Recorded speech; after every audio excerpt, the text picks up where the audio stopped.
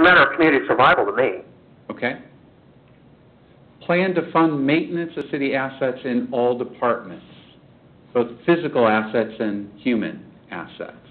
That was mine, and I think that that's one pretty significant deficit that we have. We do not, I mean, each time we do budget and you look at the assets that we have in any department, parks, streets, water, wastewater, we don't really have a good maintenance program. There's a little bit of money in there, but we haven't established kind of a baseline and said, okay, we're going to set this money aside and fund it for 5 years out, and this is a priority. And I think that that's important both from a physical asset perspective, but I also think from just an employee, we need to make some decisions about what things we can do to retain employees if that's something that we deem is important. Okay. Do you see those first two goals as being related in any way? Well, if you have more, a broader tax base or more diversified, then you have more revenue coming in, hopefully, and are not harnessing the residents with that additional expense. Do you have the infrastructure in place to do number one? Before we even worry about maintaining it, do we have, which is part of number two, do we have the infrastructure in place to do number one? Yes. We're certainly paying for it if we don't have it, so. No. I think we do that. We have inventory. Okay. Good. Ensure a safe community.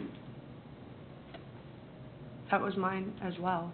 I mean, I think that's the one thing that, as I talked, I mean, first of all, I think that's one thing that we do very, very well today. I think that from a police perspective, I only hear, positive things, and it doesn't matter whether it's through formal recognition or just out. I mean, people love two things about our police department. First of all, they do feel safe, and secondly, all of our officers are very friendly and kind of out and about in the community, and I think that that is absolutely critical. I think that that's something that everybody would agree to is important.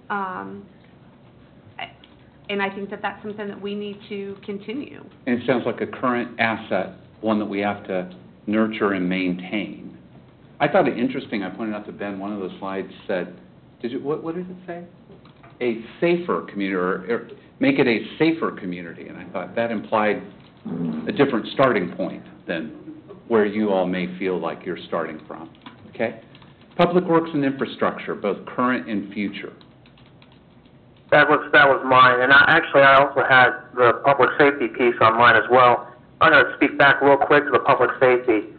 We need to understand, and I totally appreciate the job that Chief Francis did, all those years during the growth phase of the community and before. But I think that even members of the public safety departments that I spoke to when I was campaigning kept saying to me, that there needed to be greater cooperation with the outside entities. There needed to be some modernization of our ways of thinking, especially in the post 9/11 world.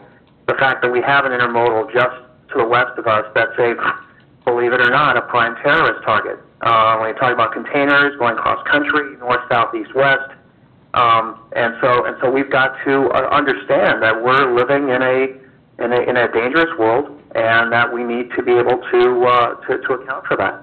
And understanding that we do have limited resources, how do we prioritize those and look at possibly modernizing our public safety infrastructure? That's what I wanted to mention that first. And the other one is public works, and that is we've got to be able to manage our public works. We have to be able to account for future growth, and we have to plan for that. Our streets won't take care of themselves.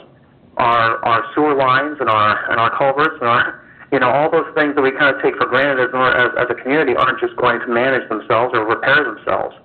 And so we need to be able to make that a priority. People aren't going to move here. They're not going to move here and bring their families here or move their businesses here if they don't think they're going to have a safe community and one that works from the standpoint of infrastructure. So those are two huge priorities on my sheet. Yeah, I want to echo some of that. one of the things that I talked about was efficacy of the utility systems, but that, because if you're going to have high-functioning utilities, I mean, they're going to have to be maintained and in certain instances improved, and we've got to, you know, utility systems last an awful long time. Roads last 15 years. Pipes in the ground are going to last, 30 to 50. So we've got to plan about that kind of stuff, but we have to maintain the things that are aging so that they last 50 instead of 30. But it also means, one of the things I talked about was, when I talked about public safety, was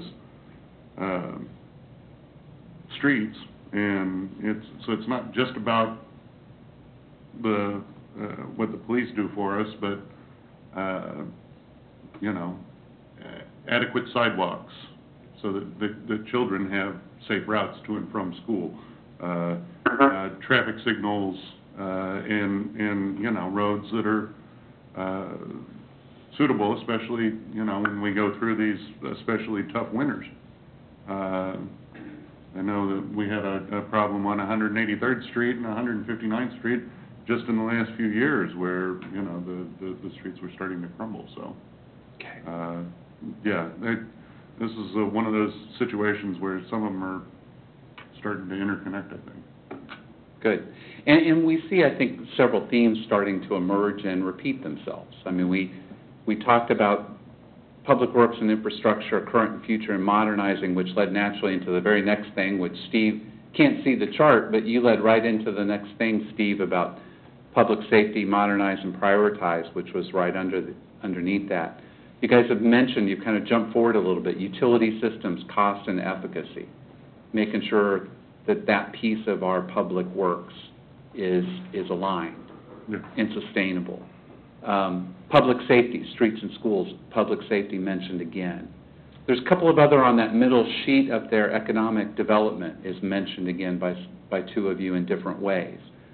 Economic development, the challenge, I think some of you pointed out, many times in today's world in particular, it seems to be incentives play a large role in prompting attracting, competing for certain types of business. At the same time, we want to bring economic development in order to help change the tax base. So how do we pay for? What are we willing to invest from where for what longer-term return? Anything you'd add to the incentivize and who pays question that one of you put on there? Well, that's the balancing act. I mentioned incentivizing, but you don't incentivize. Look, I've always said, and I said this during the campaign too, government has by and large been a very poor venture capitalist. So I'm not really necessarily interested in city government, trying to choose specific industries or specific businesses to set up with preferred status or treatment. I'm actually looking more at as a standpoint of overall tax policy, just making ourselves a positive marketing face for people, for businesses and people who run those businesses to come to Garden and set up shop, to assess them, to see what the community's pulse is, what their needs are, and to reach out to certain areas that might be able to meet a community need. That's to facilitate rather than be the person, the entity that actually goes out there and procures that business. Okay. I don't know, I might sound like I'm rambling a little bit, but that's kind of what I was thinking when I put that in there. Well, and Steve, I don't think you're rambling. I think you have the disadvantage of having to talk over the telephone, but I don't think you're rambling. And to me, it highlights, there's a lot of complex discussion. Underlying a broad point we all agree upon, there's a next level of dialogue that you have to get through to clarify the priorities within it and the relationships between. I think strategy is often a set of interrelated hypotheses. We have to do this first, expecting this outcome,